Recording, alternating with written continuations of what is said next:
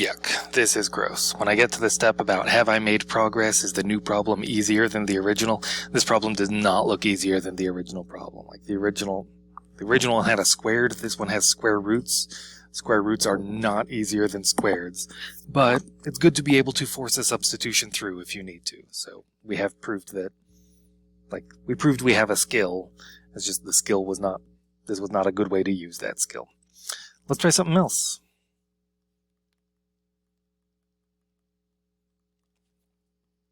Here it turns out a good choice of u to make is u equals x plus 1. The two parts of a fraction are a top and a bottom. In this substitution sense, the bottom of a fraction is the more inside-y thing. It's hard to reach. The top of the fraction is kind of just being multiplied by that dx. It's more on the outside. And a substitution that fixes the outside of a problem is less valuable than a substitution that fixes the inside of the problem. It's the inside stuff that we need help with. The outside can be dealt with on its own. Maybe, I don't know. If u is x plus 1, then what's du? What's the derivative of x plus 1? It's 1. So du is 1 dx. Du is just dx. That dx I can just change into a du. The x plus 1 I can just change into a u. I'm left with that x squared on top. How do I deal with that x squared? Well, just the same as last time, I can force it. U is x plus 1. That's an equation I know how to solve for x. If u is x plus 1, then x is u minus 1. And that's something I can substitute into this integral. X is u minus 1 squared over u du. Notice I didn't stop here because I had both x's and u's. You're not allowed to stop with x's and u's mixed. You can't do an integral that has both x's and u's in it. And our goal is to translate until we get something we can actually do. So it needs only u's. Here's where I've gotten to the place where it's only u's. I ask myself, has the problem gotten any better? Is this an easier problem than the original? And the answer is yes, it is. It's worth thinking for a second. We did some problems earlier. We did problems like this, where we have a gross fraction and we're able to integrate it because we're allowed to split it up.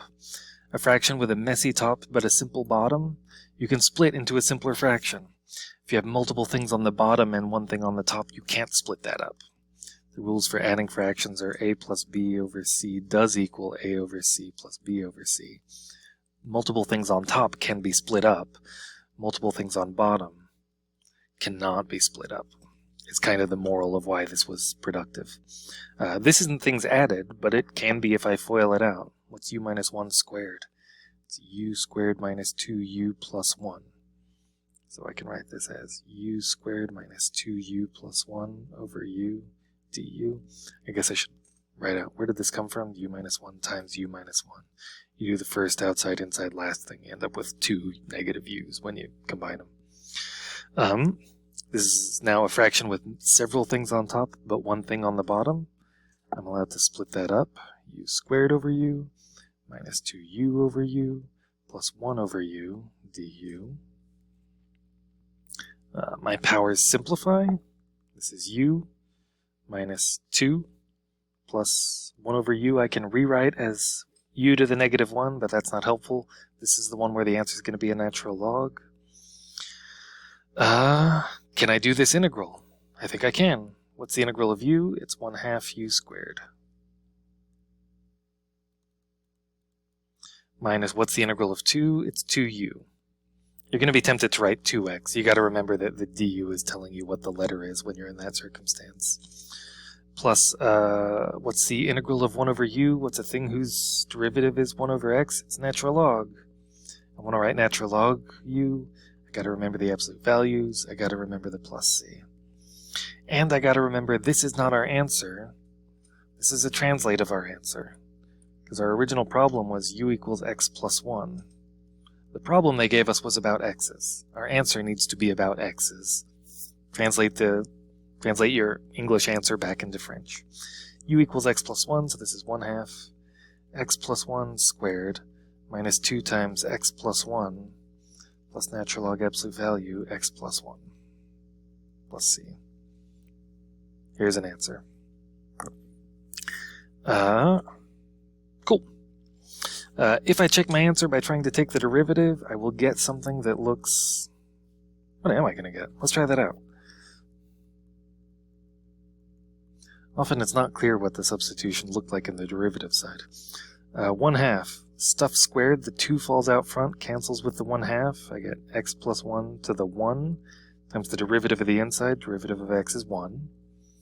Minus 2 is a constant. What's the derivative of x plus 1? It's 1. Plus the derivative of natural log something is 1 over that thing times the derivative of the inside. That's 1. So I get x plus 1 minus 2 plus 1 over x plus 1. This is x minus 1 plus 1 over x plus 1. Is this the original problem? It doesn't look like the original problem, but I guess if I combine the fractions, maybe? I change that x minus 1 to an x minus 1 x plus 1 over x plus 1 to get a common denominator.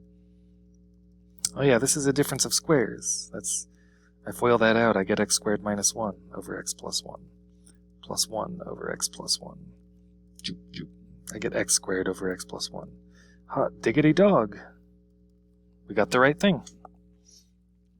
Sometimes you get something really gross where adding the fractions is not worth it. Maybe you already think adding these fractions wasn't worth it. I think there's a lot of value to be gotten from take the derivative, see that it's the right thing. Both in, like, sort of, we're getting a deeper understanding of what happens in these problems, but also because, you know, you want to keep doing derivatives so that the derivative rules don't get mixed up with the integral rules in your head.